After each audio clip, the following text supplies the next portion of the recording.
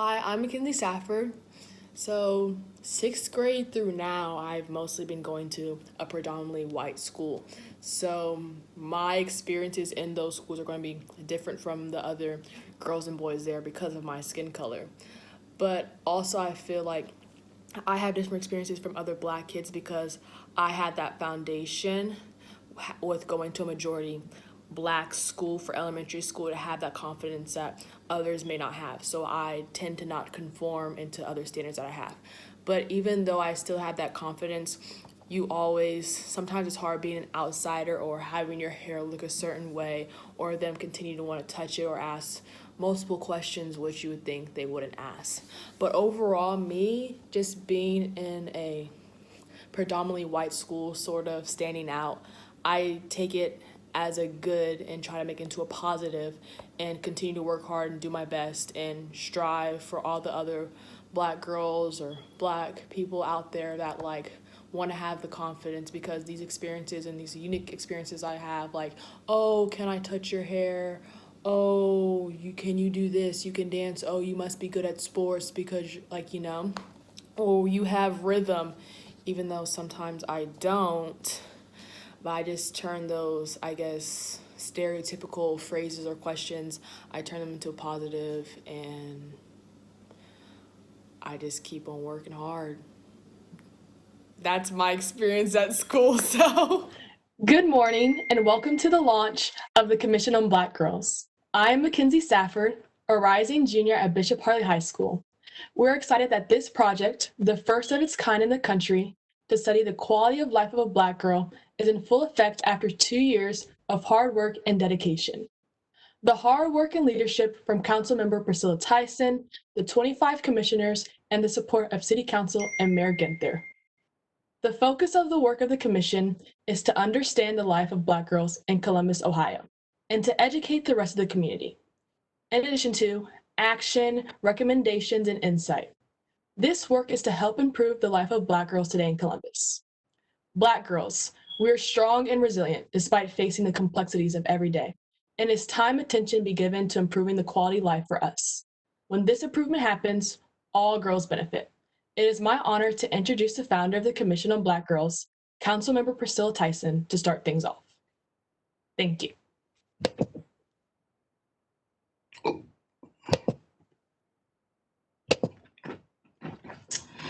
Thank you, Mackenzie, for welcoming us to the release of the Commission on Black Girls report. It is fitting that we start this event with a Black girl, as well as make sure that they are included throughout this program. We want to be deliberate in including Black girls in the work of the Commission. I am so excited that we have reached this point. The journey has been long, the work was demanding, but it has all been worth it because I firmly believe that what we have accomplished in this report will change the lives of girls in our community. Our focus is certainly on Black girls, but as we have said from the outset, if we improve the life of a Black girl, all girls will benefit. I am so grateful for all the partners who graciously gave their time and their resources to this effort. First and foremost, I have to thank the commissioners. They spent 2 years initially hearing from subject matter experts, attending listening sessions, reviewing data from surveys, and over the last several months, they have been reading and providing feedback to get this report to the finish line. Please join me in thanking our commissioners. Reverend Timothy Aarons, First Community Church, Sergeant Lindsay Ally, the Columbus Division of Police, Linda Brown, the Columbus chapter of the Links Incorporated, Crystal Causey, the National Coalition of 100 Black Women Incorporated, the Central Ohio chapter, Clytemnestra Clark from First Church of God, LaShonda Coleman, National Panhellenic Council of Columbus, Michael Corey, Human Service Chamber of Franklin County, Lisa Cordes, United Way of Central Ohio, Mary Cusick, Community Leader, Kevin Dixon, the Franklin County Adam H. Board, the Honorable Elizabeth Gill, Juvenile and Domestic Relations Division of the Franklin County Court of Common Pleas, Alicia Gillison, Columbus City Schools, Tom Grody and Turner, Mia Harrison, Nationwide, Kim Hooper, Walmart. Elsie Johnson was a founding member, and then Carolina Walliver has joined the commission from the YWCA. Deshauna Lee, Nationwide Children's Hospital, Mashika Roberts, Columbus Public Health, Tashia Safford, the Center for Healthy Families, Dr. Wendy Smoove from The Ohio State University, Charles Spinning from Franklin County Children's Services. Ben Tyson was a founding member, and now Jennifer Peterson has joined from the commission on behalf of Easton, Steiner and Associates. Peyton Williams, the Rise Sister Rise Black Girls Think Tank, and certainly, last but not least, the co-chairs who have supported me in lifting up this initiative early in its inception, Dr. Frederick Bertley of COSI and Fran Frazier from Rise Sister Rise.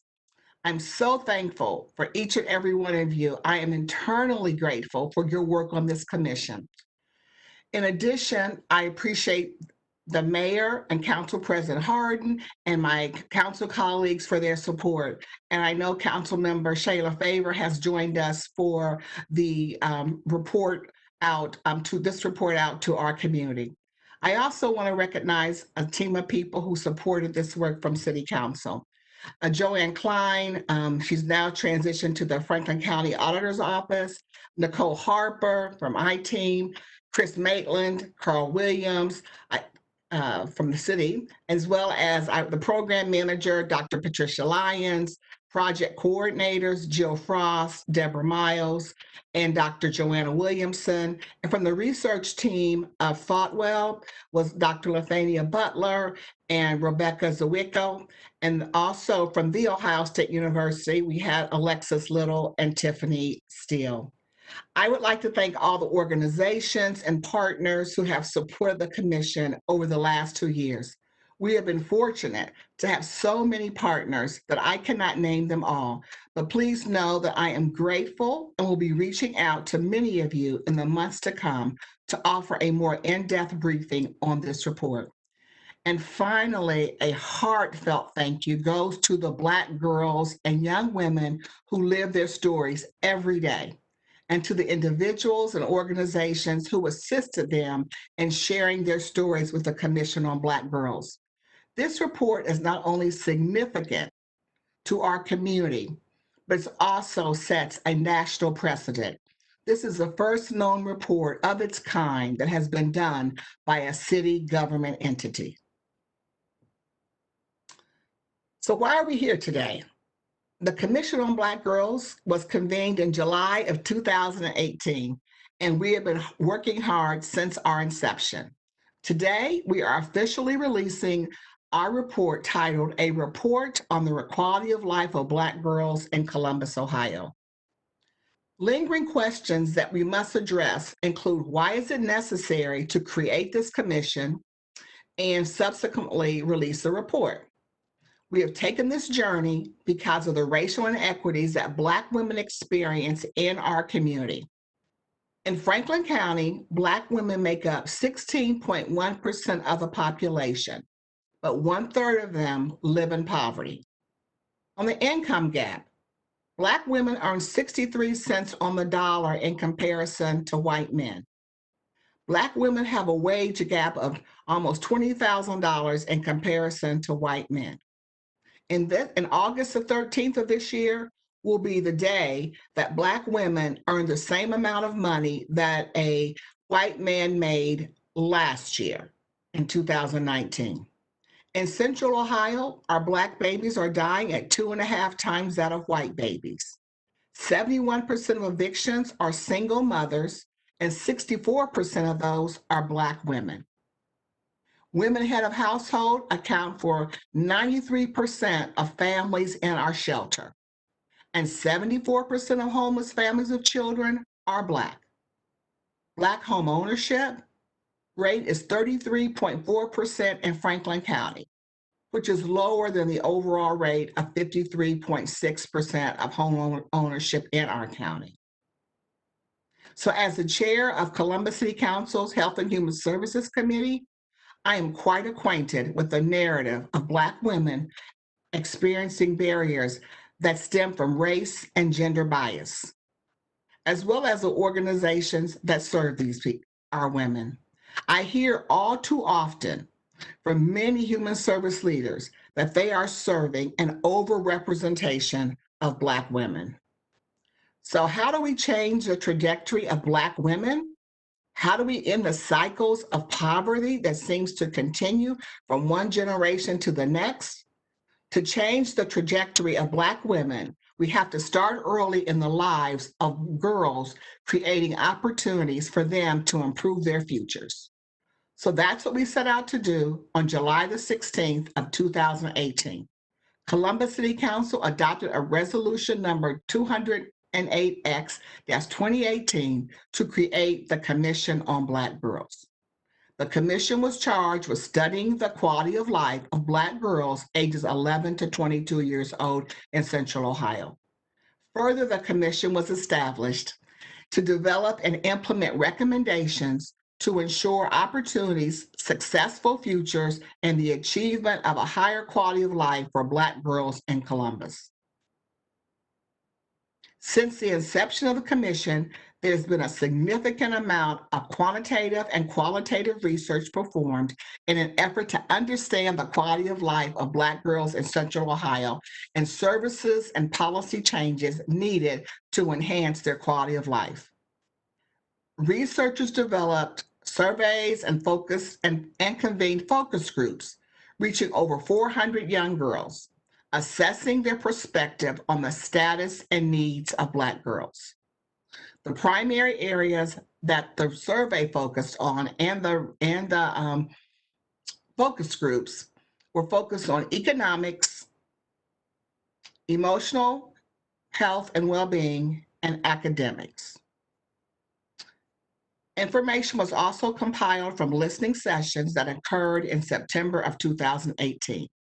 These sessions allowed commissioners to hear from service providers, parents, caregivers, and from girls between the ages of 11 and 22.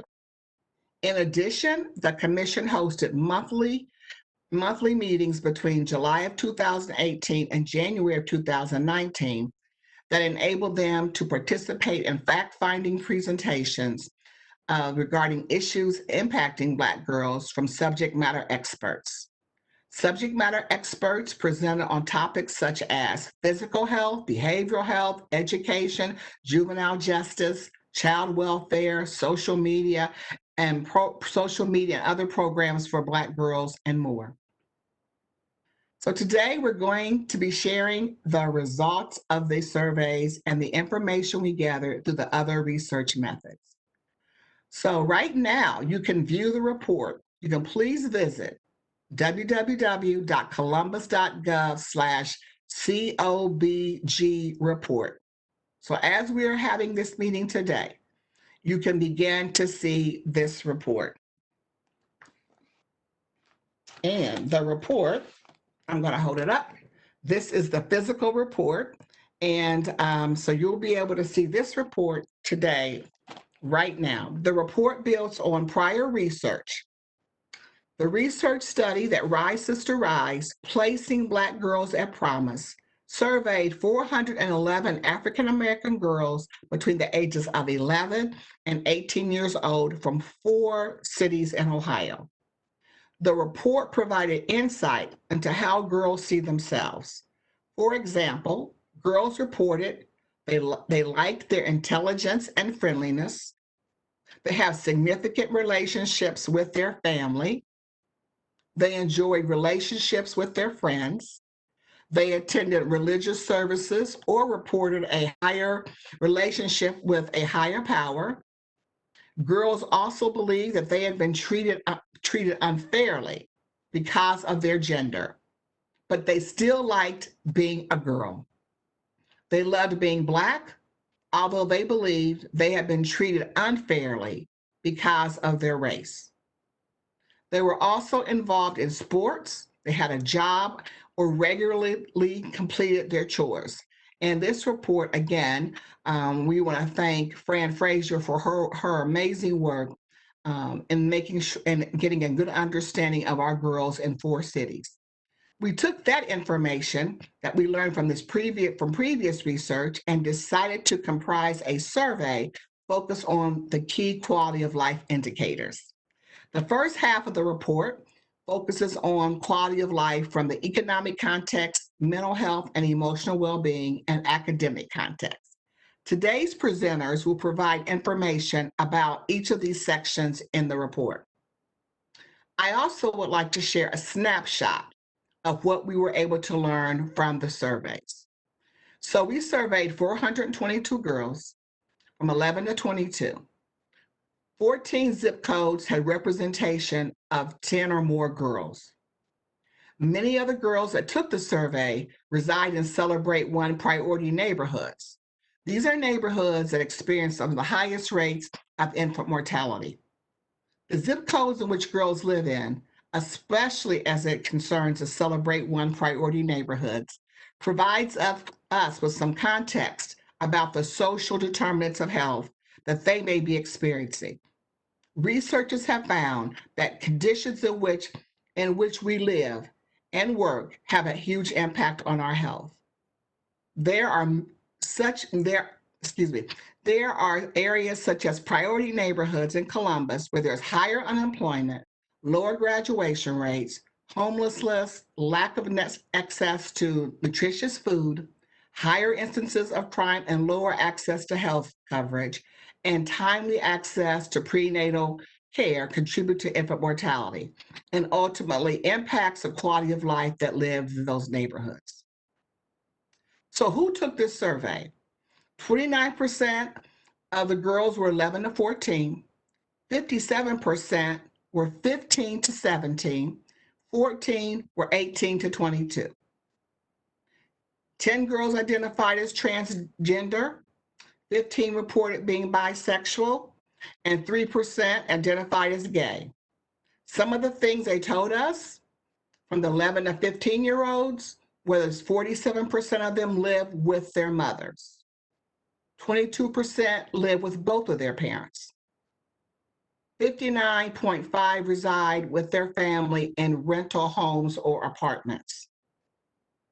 66% attended public schools. 40% said that their GPAs were 3.1 or higher. 45% reported being bullied at school. 57% attended church. Almost 50% have parents who have been arrested. 57% struggle with feelings of depression and anxiety. And when they asked what makes them happy, first was music, then family and friends. The 16 to 22-year-olds told us that 34% of them live with their parents, again, because they're a little older. 23% of those have experienced homelessness. 73% reside with their family in rental homes or apartment. 87% are in school, and 11% of those were pursuing a college degree. 52% reported being bullied at school. 51% attended church. 37% have parents who have been arrested, and 72% struggle with feelings of depression and anxiety. And what makes them happy, just like the 11 to 15-year-olds, it's music, and then family and friends. All the girls have received some sort of detention, suspension, or expulsion from school, 70%. So before I transition to the presenters, I would like to highlight some additional sections of the report that reflect what we learned throughout the fact-finding phase. In our focus groups, our girls shared that they described themselves as pretty, creative, unique, clever, determined, confident, brave, outgoing, and passionate. They also stated they were reluctant to work with an identified mental health professional, and some of them stated they were experiencing food and housing insecurities at the time even of the focus group meetings. In the listening sessions, the parents told us that they were concerned about our girls with a lack of confidence, unhealthy relationships, and unknown career options. They also said that they didn't have health insurance, or what they needed was health insurance. They need culturally informed programs. They need to learn how to navigate racism. And there was a need for more Black providers for all services. They wanted the commission to focus on to build pathways and encouragement for their children to go to college. They wanted our young people to have more opportunities to be around Black women in a variety of careers. They also stated that they needed more holistic programming for their families. The service providers communicated that our girls were needing help with self-esteem, and they also were seeing intergenerational poverty and incarceration. They believe the Black girls were resilient, thriving in spite of these challenges. They were hopeful, and they were finding their voices. They recommended that our girls get more mentoring, trauma-informed and sex education.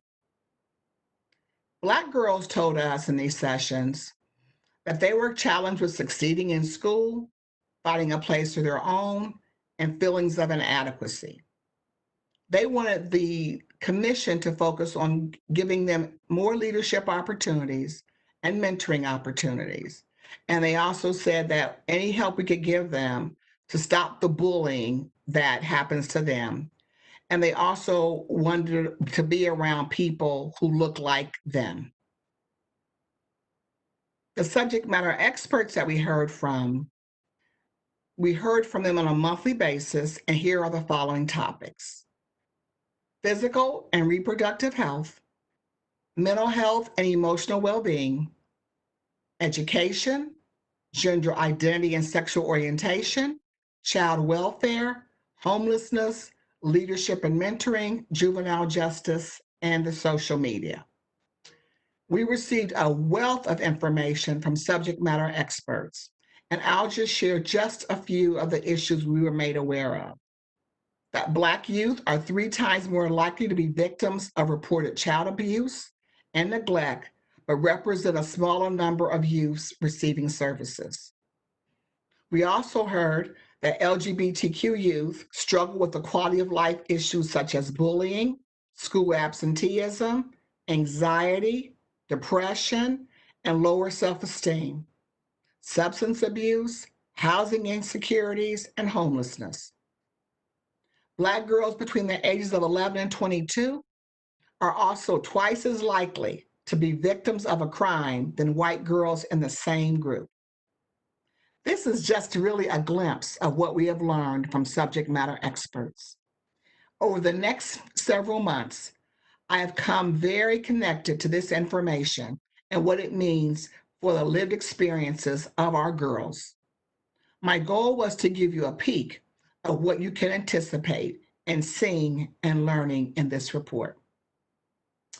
I also have several amazing presenters that have been on this journey with me. I will turn it over to our first presenter, the co-chair of the Commission on Black Girls and the president and CEO of COSI, Dr. Frederick Bertley. Thank you, Councilwoman Tyson. Can you give me a thumbs up just to make sure you can hear me? Great, thank you. First of all, I want to begin by applauding you for your vision and your courage to do this unprecedented work. As you mentioned in your opening remarks, this has not been done before.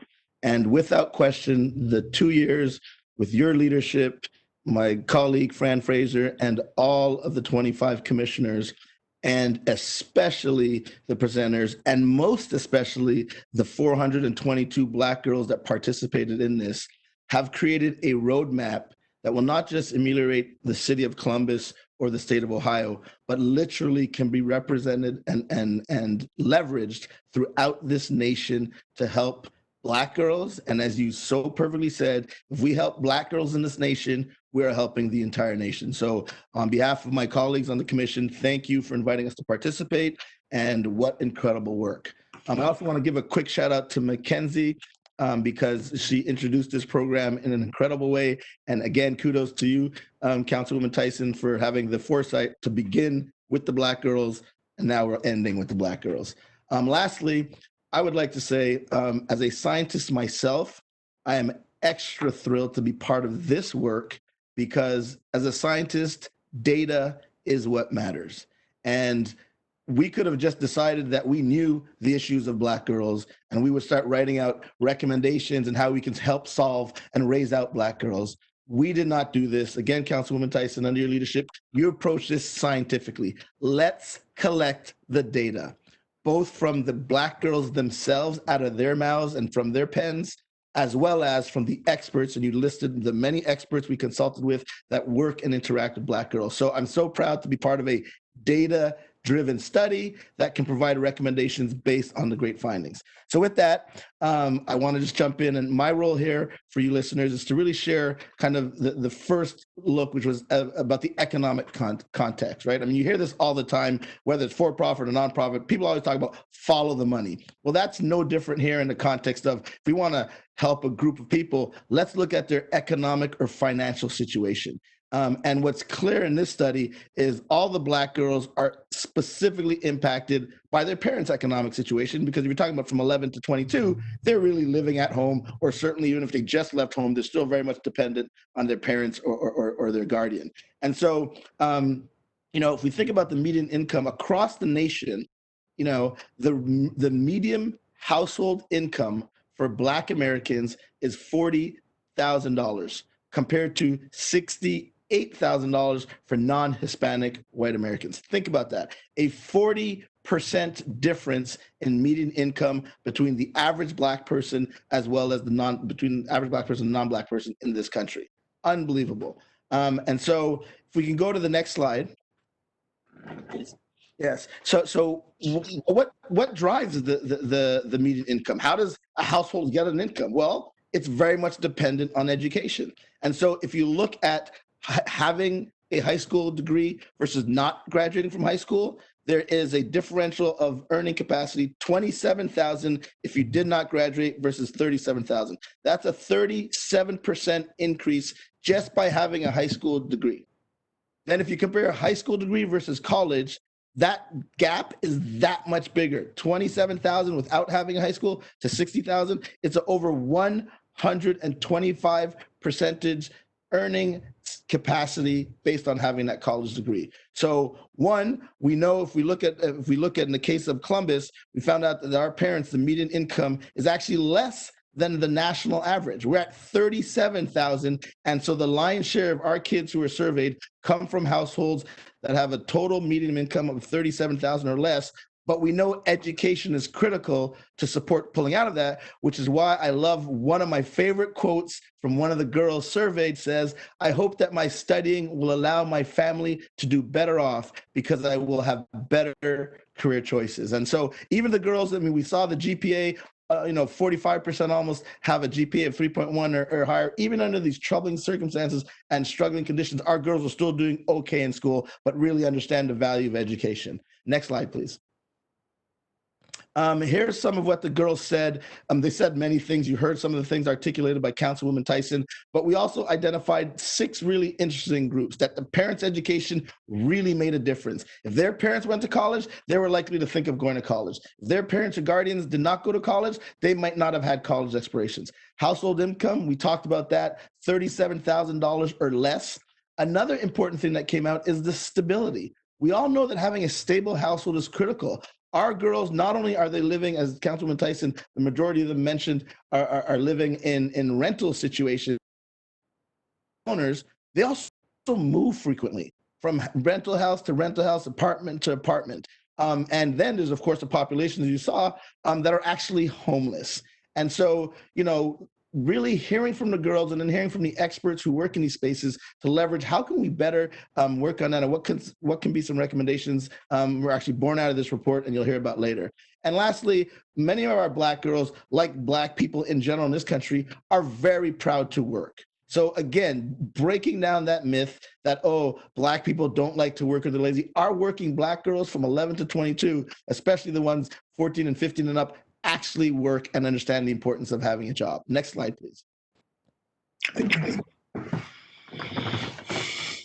And so with that, it's a pleasure for me to co-chair, to pass it off to my fellow co-chair, none other than the great Fran Fraser, the founder of Rise Sister Rise, which you heard Councilwoman Tyson refer to in her introductory remarks. So again, thank you so much, co-chair Fran Fraser. I pass it to you.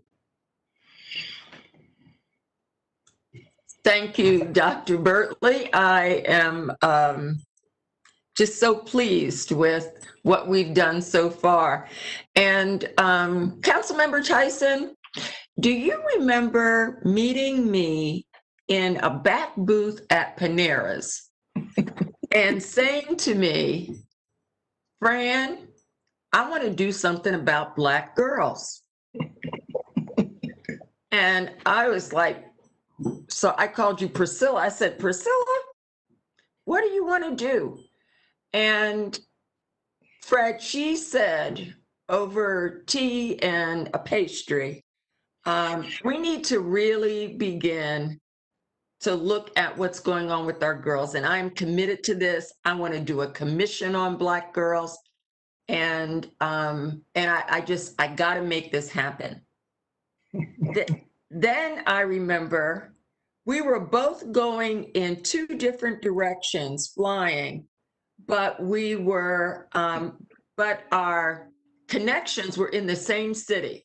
Do you remember that, Priscilla? Yes. In Dallas. Right, exactly. And do you know how big Dallas is, right? So we had to find a restaurant that we could both get to so that she could tell me more about what she was thinking. So I'm saying this to say that this initiative, this project, this big thing has been in your heart for years, because we talked about this way before we got started. Mm-hmm. And to be at this place now is short of a miracle. Yeah. It really, really is. And I just want anybody who's listening to know that this was not I think this is what I want to do right now kind of thing. Mm-hmm. That it has been birthing in you for a very long time. And I'm just so pleased to be a part of that. Thank you. Thank you. So right now, I'm really happy to share some of the highlights of our report on mental health and emotional well-being of Black girls in our city, because this is the work I really care about. In this area, our survey asked girls about several threats to the mental and emotional well-being, like bullying, insufficient sense of safety, interactions with the judicial system, and adverse childhood experiences. I want to start with a quote from one of our girls, which is now more true with the increased caregiving experiences and responsibilities that our girls are literally going through right now because of COVID-19. She said, we often feel like we have to be strong for other people. We are not allowed to be vulnerable. How many Black women have you heard say that? And this is coming from a teenage Black girl. We have to be okay, she said. But in reality, we need to be able to talk to someone and get some help. So this is the direction that we will be moving in. So we know that mental and emotional health are just critical to our overall physical health, and that supports can be formal or they can be informal relationships. Right now, we know that an average of only 10% of Black women sought mental health within the past 4 to 5 years. And 1/3 of Black women who had mental illness actually sought mental health services during the same time. 1/3. We also asked about, we also gave the girls the ACE survey, because the ACE is critical to what happens with the quality of life of Black girls and Black women. And for most of you, I'm sure know that the ACE questionnaires ask about abuse, household challenges, neglect that occurred during the first 18 years of your life.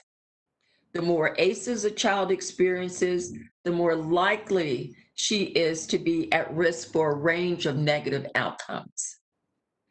And the strong impact that this has on their mental and emotional health. 60% of Black children have at least one ACE, and about 34% of Black children have at least two or more. Next slide.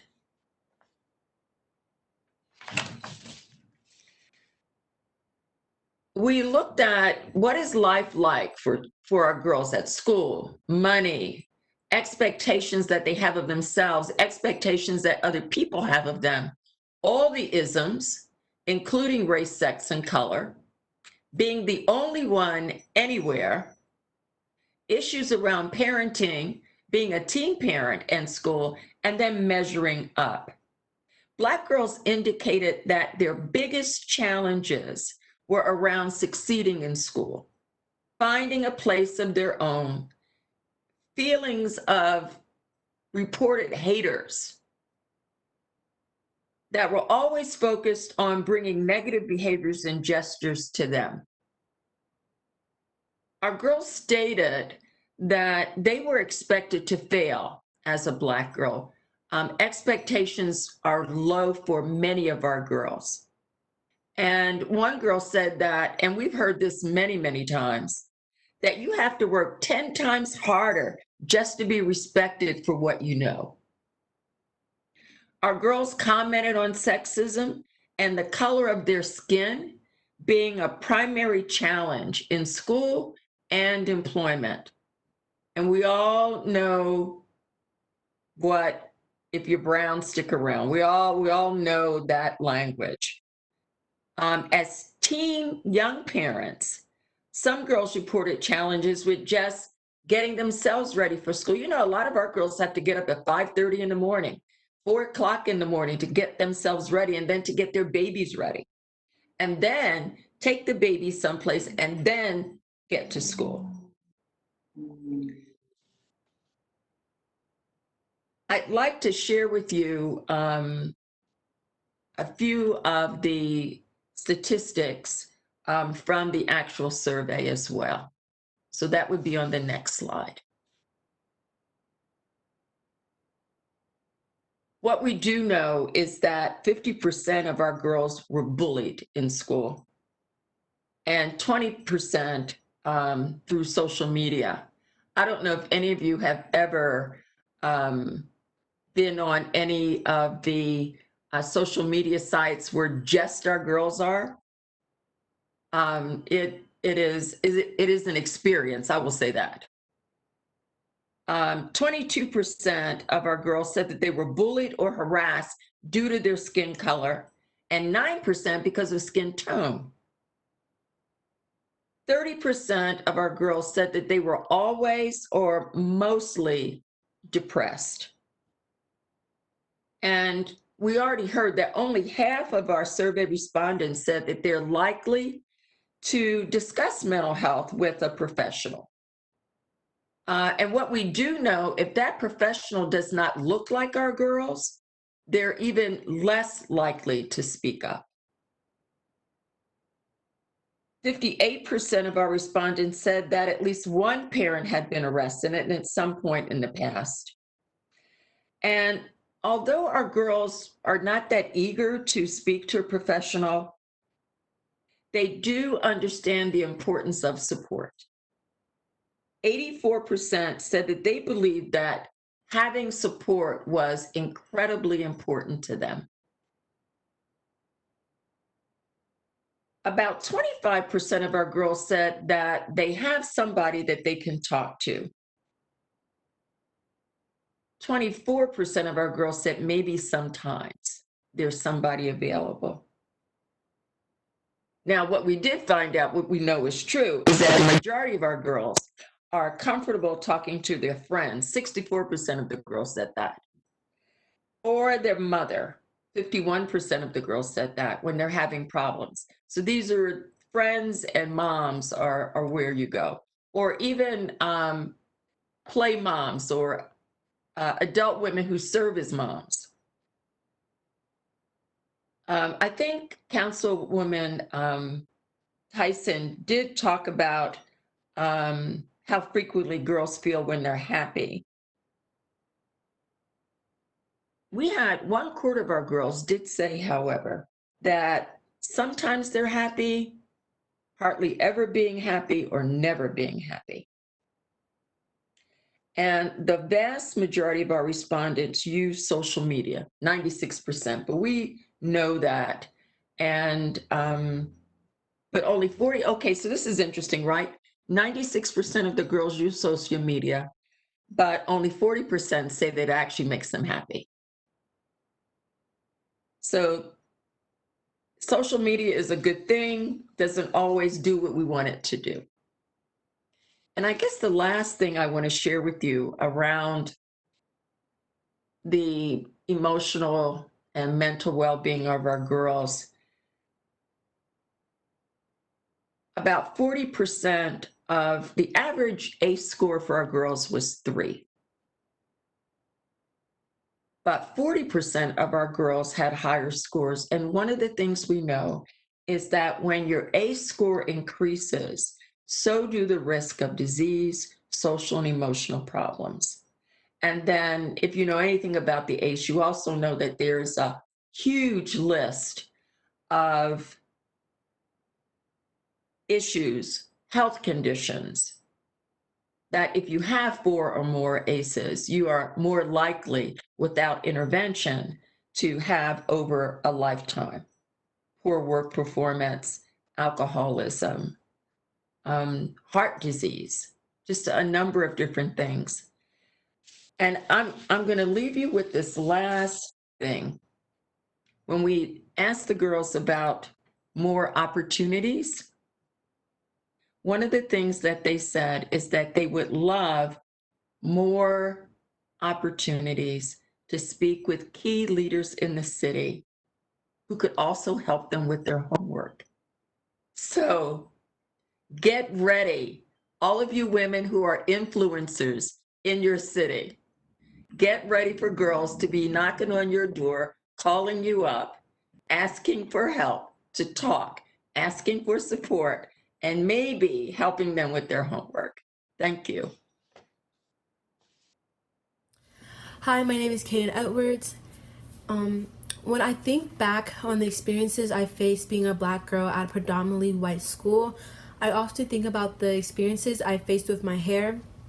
In middle school, I struggled a lot with my hair and often straightened it to resemble my white peers.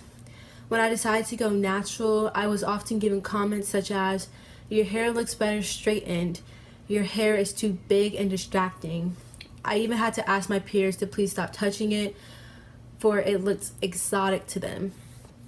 I hope that through the Commission on Black Girls, I can help spread the message that black girls, your hair is beautiful, you are valued, and you are enough. Thank you.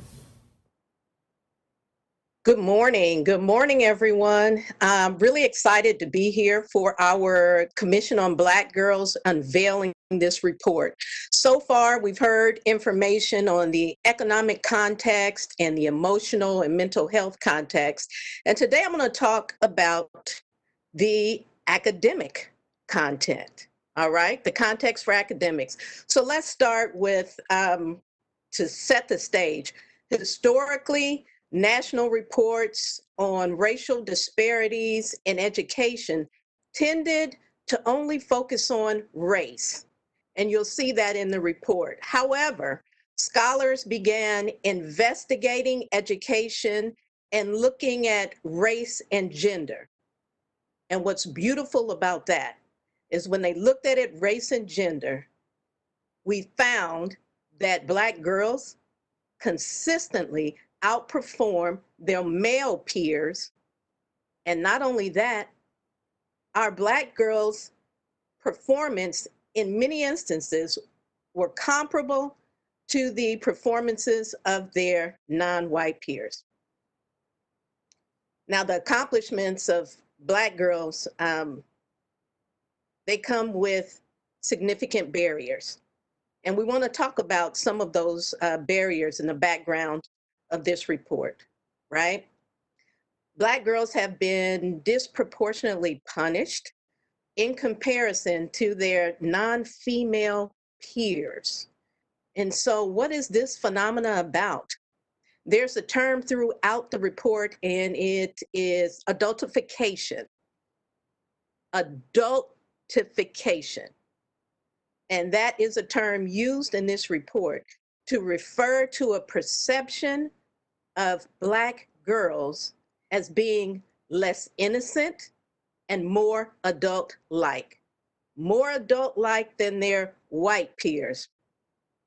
And this leads to the cause of the disproportionate rates in discipline, where we talked about there are 30% of Black girls that we actually interviewed that had not had any disciplinary infractions, but then there's 70% that found themselves being excluded from classrooms, whether that exclusion looked like detention or suspension or expulsion.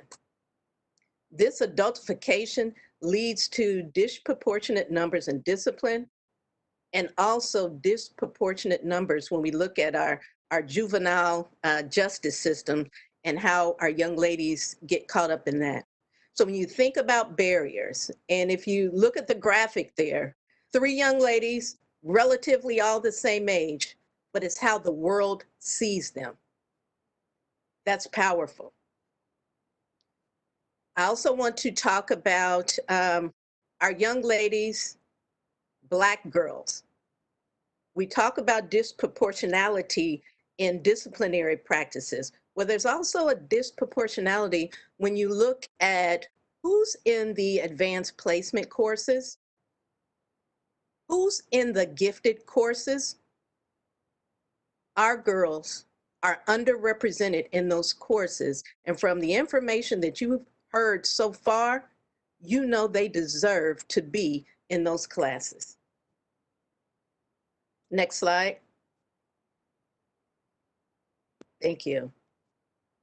So we talked about 70% of the girls surveyed have encountered some type of exclusionary practice, and we said that was detention or being suspended or expelled. Here's something I want to talk about. When we talk about those barriers, I also want us to know how resilient and beautiful our girls are. 60% of the girls surveyed have or had, past tense, a GPA of 2.6 or higher, with 40% sharing GPA, sharing that same GPA or something even higher. And you think about all of the barriers, and I know our girls can do better than 2.6, but you would think with those barriers, it would have more of an impact, and that shows the resilience. Then we talk about chronic absenteeism. Go back to that word, adultification. Most of our young ladies like going to school, and they don't miss too many days of school, but chronic absenteeism will result in a negative impact on your academics and also your GPA. Our girls' educational aspirations, the girls surveyed, said 60% with that GPA and a 2.6 have higher, with 40% sharing their GPA, and 85 said that they want to go to college. They have aspirations to go to college. And once in college, what is it that our girls want to do? Well, we have 35% want to go on and get their master's degree, with 13% wanting to pursue a law degree, 24% a medical degree, and 13% want to go ahead and work on that doctorate degree. So when you put all of this in context and we start thinking about our girls and what our girls need, If you would please advance the slide. What we have to do. Our girls want leadership opportunities. We've heard that in the report. So a girl's approach to leadership is influenced by how she's treated in school. So when you think about, I believe it was Fran Frazier that said, you know, our Black girls feel like they have to work twice as hard. That's true. They do have to work twice as hard. Is it not fair? It's not fair, but it's something that the release of this report and the work that we're going to do is going to help level that out for our young ladies. But our young ladies need to see positive images of themselves. And when you think about the teachers in Columbus City Schools, the teachers across the country, many of those teachers don't look like our girls. But we can have mentors that look like our girls. We can have positive role models that look like our girls to support them in all that they're doing. And when we talk about positive role models and images, I get an opportunity to introduce a positive role model that has impacted hundreds and hundreds of girls' lives here in Columbus City Schools. And her name is Stephanie Patton. Stephanie Patton has had 25 years in education, 16 as an administrator, right? Yes. She graduated from the Ohio State University, and she's featured in the documentary Push Out, which focuses on the adultification of girls and the impact that has. But you know, Stephanie stood up as a champion for our girls, and she said, we're not pushing them out. She is also currently pursuing her doctorate in educational leadership. Ladies and gentlemen, Stephanie Patton, the former principal of the Columbus City School Prep School for Girls. Stephanie, it's an honor to introduce you. Thank you very much, Ms. Gillison, and you are a wonderful role model as well. And I just want to take this opportunity to say that it's an all-hands-on approach. And so having the pleasure of working with Ms. Fran Frazier and Councilmember Priscilla Tyson, it has just been an honor to move this work in a positive direction and scale it to phenomenal reaches. And so, you know, with that, we as a school have to tap into community resources that provide our girls with that social emotional support that they need. And so bringing in stakeholders who can provide those resources to Black girls and their allies is essential and it's critical. And so when we started this work in looking at the equity of Black girls and out of school suspensions and achievement, we saw that there was a disparity. And I think this is important to state that as a Black administrator, there were disparities in our data. So I had to do a self-reflection along with my staff to say, why are Black girls being suspended at a higher rate? And so this work with my staff was very hard. It was intense, but what I will say is that it was well worth it, and the benefits and the results that we received were phenomenal and just led us to being an even greater school than, you know, we previously were. And so one of the areas is we have to introduce diverse opportunities for our Black girls. We have to expose them to programs such as STEM. They have to see themselves in the curriculum and in the literacy that tells their stories so that they can relate and that they can apply that knowledge to what society judges them with, standardized testing and other applicable, you know, things that they will need to pursue those post-secondary education and career goals. And so those are some of the things that we looked at into bringing into those schools to make sure that we have a focus on college and career readiness and that they would definitely transition into high school and become that portrait of a graduate that Columbus City Schools has as an initiative.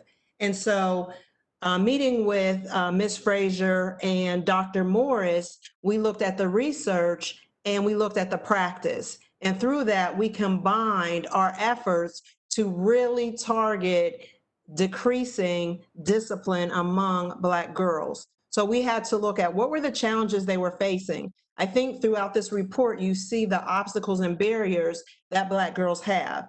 And this can manifest in different anxieties and depression and behaviors that we see. So we had to focus on not only replacement behaviors, but a place of healing and providing safe spaces for our Black girls in the school. We had to make sure that we were people that they could come to with these challenges and not be judged, but be helped. And so that was our focus at Columbus City Prep for Girls. And we've been in this work for 3 years, specifically looking at those challenges and providing resources for these Black girls. When you see that 1 out of every 10 Black girls surveyed was suspended or detention, we really have to look and say that's too much. We have to start policing Black girls from everything from their uniform to the generalization of insubordination and disrespect. We have to look at those terms. We have to look at what they mean. And then we need to look at how we communicate with our youth, especially our Black girls. Black girls want to be heard. When they feel that they're not being heard, you may receive other challenges or barriers to your communication with them. So how can we hear Black girls? That's the starting message I think that we all need to look at. So we have had a great success. We have decreased out-of-school suspensions. We have built up relationships and mentors with our young ladies. And now they are leading this movement in Black girls and what they need and what they value. So I am just appreciative to be involved in this great work and this commitment to Black girls and their allies. And I say their allies because we all are in this together. And so it's very important to have that wide lens on how can you support Black girls, you know, in this work. And we've done a terrific job with that as well. So definitely want to, you know, give that congratulations to my whole student body and my staff as well, because they all had to do the work. We all were in this together and we all have to make each other feel safe. And so I would be remiss if I didn't mention that. And so we talk about role models and having those people in those positions. So with that, I have the great honor to introduce our superintendent of Columbus City Schools, Dr. Talisa Dixon, who is leading the courageous work on equity in our district. Dr. Dixon. Thank you. Thank you. First, I want to say thank you to Councilmember Tyson for your vision to establish the Commission on Black Girls. To the co-chairs, Dr. Bertley and Fran Frazier, thank you for your leadership in guiding this work. As a Black woman and the superintendent of the largest district in Ohio, largest urban district in Ohio, serving over 50,000 students, of which 14 are Black girls, I fully understand the efficacy and of the research and findings of this report. It was often said to me that our girls can't be what they don't see. And I recognize that they're looking for positive role models, and we have to be that for them. And I understand my role in this great work, important work. The Columbus City School District is committed to continuing to professional development on equity and restorative practices that move away from exclusionary practices for our girls, to continue to support their academic and social emotional growth into amazing young ladies. The work done around restorative practices at the Columbus City Preparatory School for Girls by Stephanie Patton is something that we recognize could be a model for all of our schools. So much so that Stephanie Patton has a new district role where she can influence and lead this work throughout the district. And we are so excited that she has said yes to this initiative and spreading this work. It is important work. It is powerful work. It is the right work for us to focus on. So again, I thank you, Councilwoman Tyson, and the other members of the City Council for making this and putting this work in the forefront. Thank you again to Fran Frazier. We've known her for several years. She's been a friend to Columbus City Schools and has helped lift and make sure this important work is a part of our agenda. And you would see that we have a new person coming to a member of my cabinet who is the Chief of Equity, Dr. Dion Blue, who would also make sure that this work is a part of our district overall work. So again, to all that are listening, this work is powerful. This report is powerful. It is the right time to continue this conversation. Columbus City Schools is committed to helping lift this agenda. We're not going to just talk about it. It is a part of our work. And you see right now with Stephanie Patton is a person who's going to help lead this work alongside me and my board. So thank you so much. Thank you for this work. We are committed, and we want to see all the Black girls in this city, all the Black girls in our school districts and other become powerful women because of the work that we will all do together. Thank you. Being a Black girl in Columbus, Ohio has been amazing because there are many opportunities for us, like STEM and sports. One sport opportunity I have been able to do is called WPTA, Wolf Park Tennis Association, where it helps Black girls and Black boys in the community play tennis for a cheap price during the winter and spring. It helps us with our techniques, and it also helps us with our academics. It gives us awards for doing good in school and making honor roll. It is very helpful for me. One opportunity in school that I have been able to do was in 8th grade. It was called Royalty when girls from Ohio State University came to our school to mentor a group of girls. We got to talk about things that were happening in the world currently.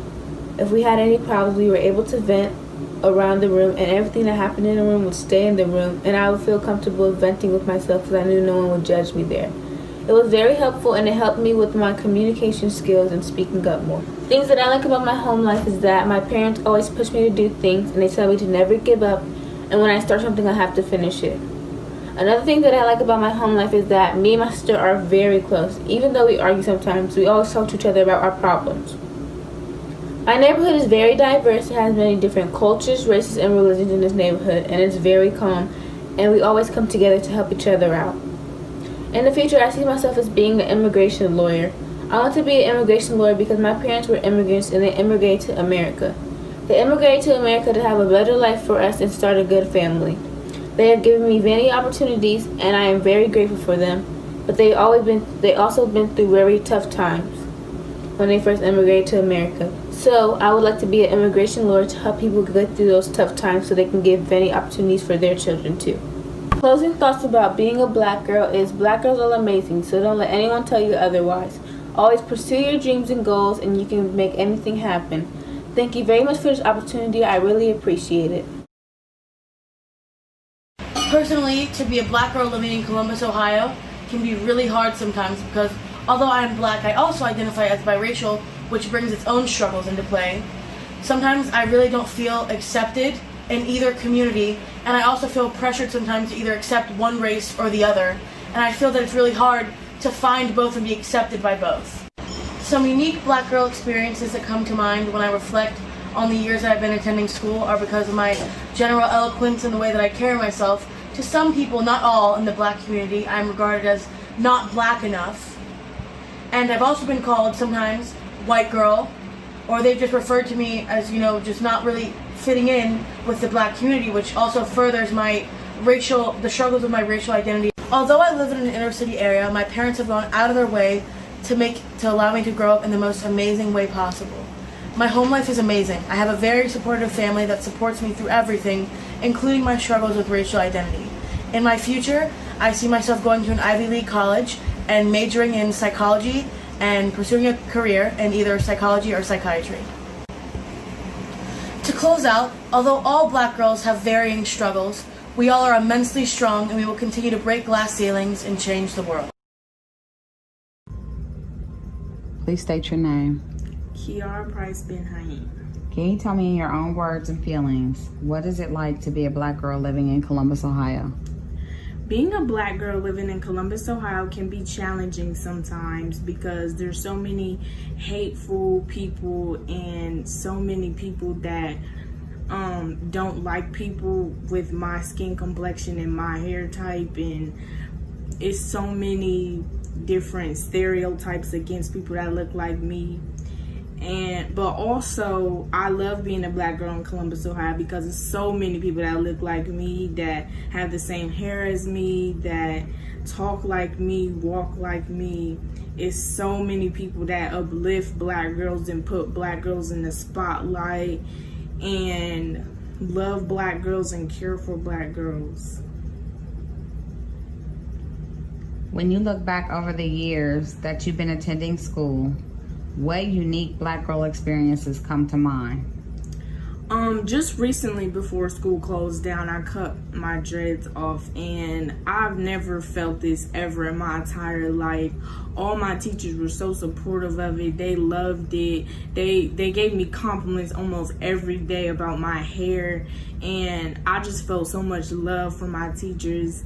And they really supported me, and they was like, if you really want to do it, just make sure that your parents is okay with it and make sure that you really are committed to cutting your hair. And I was like, yes, I really would love to do that. And they really, it showed a different side of my teachers because I've never felt that connection before with my teachers. So yeah. What do you like best about your home life and neighborhood, and what do you see as your future? My home life is great. My parents are so loving and supportive of me and my siblings. And I love them very much, and they love me. So yeah. And my neighborhood is very peaceful and quiet, and my neighbors are very kind and welcoming. And what do you see as your future? My future, I think, is very bright. I want to go to Central State University when I graduate high school. I want to major in agriculture and minor in business. I would like to have my own salon where I do nails, hair, eyelashes, eyebrows, massage, and I just want to do everything. And I want to also give back to my community by traveling to different states and cities and schools and teaching Black girls how to present themselves in front of people, how to take care of themselves, and how to code switch, and just teaching them all those different things that they don't really get taught in school. So I would like to teach them those different things so they will be prepared when they graduate high school. Do you have any closing thoughts about just being a Black girl? Yes. Black is beautiful, very, very beautiful. We are powerful, we are smart, we are everything. If we use our voices, they can be very powerful, and we can do a lot with just our voices. So the thing that I want to end off on is that us Black girls, we need to unite and be one. We need to use our voices in a positive way so everybody can see us in a different light, and we could be seen differently than what people think that we are or what we do. And I just think that we should love each other and support each other, and yeah. So First of all, I just want to thank all of our presenters. And I truly wanted to say thank you to Dr. Dixon for her commitment to this work, to the work of the Commission on Black Girls. And I've always said that our number one partner would be our schools. And certainly in Columbus, in the city of Columbus, Columbus City Schools is our greatest partner because they have the opportunity to be with our girls each and every day. And so again, thank you, Dr. Dixon, for your commitment to our ongoing work. I want to thank our presenters, Ms. Gillison, Ms. Patton, our co-chairs, Fran Frazier, and Frederick Bertley. But I am so excited that our girls were able to share their stories through video. And to all the girls, again, thank you for letting the community not only hear your voices understand your voices through the report, but also be able to hear your voices today. So before we conclude today, I want to share some information about the strategies and the recommendations. There is one overarching recommendation and 3 strategies and 18 recommendations. Information we received through our research and fact-finding efforts were used to inform our recommendations. Our most important recommendation is the overarching recommendation that the Commission on Black Girls will evolve from its 2-year temporary status into a permanent entity. This commission will focus on engaging the community and deliberating and implementing the strategies and recommendations proposed in this report from our inaugural commission. The input collected and presented in this report will serve as the basis of launching the establishment of this permanent commission as a data-driven center of excellence to positively transform the quality of life outcomes for Black girls in Columbus and Central Ohio. In order to achieve the change for Black girls, the commission must continue its work outside of what we have done in the last 2 years. The strategies are as follows. The first strategy is to create an environment that is free of racism, that impairs the ability of Black girls to see themselves and be seen in a manner that fosters their ability to develop and maintain positive quality of life perspectives to the same extent as their Black peers, as their non-Black peers. Strategy 2 is to create and strengthen holistic and systemic approaches to address and disrupt pervasive cycles of education, health, economic, societal inequities that adversely impact the progress of Black girls toward their individual quality of life goals. Strategy 3 would be to advocate for resources and initiatives that will enhance the quality of life pathways for our girls. Many of the recommendations will address education, mentoring and leadership, healthcare, safety, racism and bias training, health and well-being, economics, issues experienced by LGBTQ youth and families, pregnant and parenting teens, youth in our child welfare system, and the justice system. My final remarks today. As I close, it will be great if I could give you a simple answer about the life experiences of Black girls in Central Ohio. The report is a culmination of the inquiry. What is the quality of life of Black girls? It is an in-depth snapshot of what can be summed up in a single word. The quality of the life of a Black girl is complicated. It's complicated. This report was an opportunity to share the data and research in order to provide some context of what girls are experiencing. Black girls historically joined and increasingly led the ranks of accomplished girls and women in all aspects of society. An astounding feat in the light of systemic obstacles facing them. Using a comparative group of her peers, who are not encumbered with both race and gender inequalities, a Black girl is more likely to be born into poverty if she does not first succumb to infant mortality. She is more likely to be raised in a single parent, female headed household in a lower income neighborhood.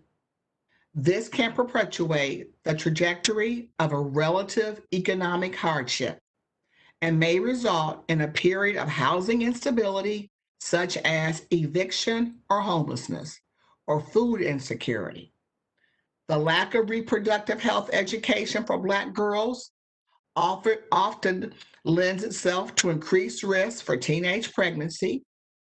She is statistically more likely to remain caught in this cycle without change or interventions. But Black girls who are raised in middle class or affluent circumstances face real or perceived scrutiny as well. However, in spite of all these complexities, Black girls in our community demonstrate the type of extraordinary resilience for which Black women have become known in the face of historic and contemporary challenges. Black girls boldly express their aspirations for a better quality of life, ranging from lofty career goals to the mere desire to improve the daily situations encountered by their families and themselves. So the quality of life for a Black girl is complicated, but yet it is so promising. This community must encourage, affirm, and support our Black girls. Our community can never reach its full potential of greatness if all of our members cannot meet their full potential. So moving forward, I envision the work of the Commission on Black Girls must involve sharing this story with our entire community, along with the implementing strategies and recommendations. We will start with the overall recommendation. In the months to come, we will work on finding a home for the commission where there will be continued implementation of these recommendations. We will continue to share the stories of Black girls' experiences with the community by hosting smaller briefings and discussions with our partners and other community stakeholders that will be key in contributing to this work. I also designated this week to honor Black girls. During Monday's City Council meeting, I passed a resolution along with my council colleague, Councilmember Shayla Favor, supporting the Crown Act. We want to make sure individuals with natural hair are free to wear their crown without discrimination. And as you heard in the girls' presentations, how many of them talked about their hair. Further, we know that COVID-19, Black girls need additional support. Girls are experiencing isolation, depression, added responsibilities at home with chores and caring for their siblings. So on Monday, I sponsored legislation for 4 programs that will provide a variety of services to support the increased needs of Black girls during COVID, including mental health services, mentorship, academic assistance, housing, food, and other necessary resources. And then finally, we'll be working with a nationally renowned minority-owned firm headed by a woman that will use a multi-channeled approach to developing a movement to uplift, empower, establish equity, and create a community of caring for our Black girls. There will be interactive engagement, including a back-to-school kickoff, even though we know our children are going back to school virtually, but they still need to make the transition from being in their summer break to going back to school. We're going to have out of home advertising, a broadcast show, digital and social engagement, grassroots engagement, and this will be a partnership with Columbus City Schools, Rise Sister Rise, and Aaron Pink. And also those organizations that we funded will also participate. There will also be participation from our girls taking part in all the programming that was selected for this funding. So as I close, I want to thank everyone who is joining us today. We have been working at this for 2 years. And as you can see, we are just getting started. In order to make this change, we are seeking that it will take our entire community. Our entire community has to participate. Our school systems, private and nonprofit entities, as well as all of our residents who want to join us in this movement. We are seeking you to say, I'm all in to support our Black girls. Thank you.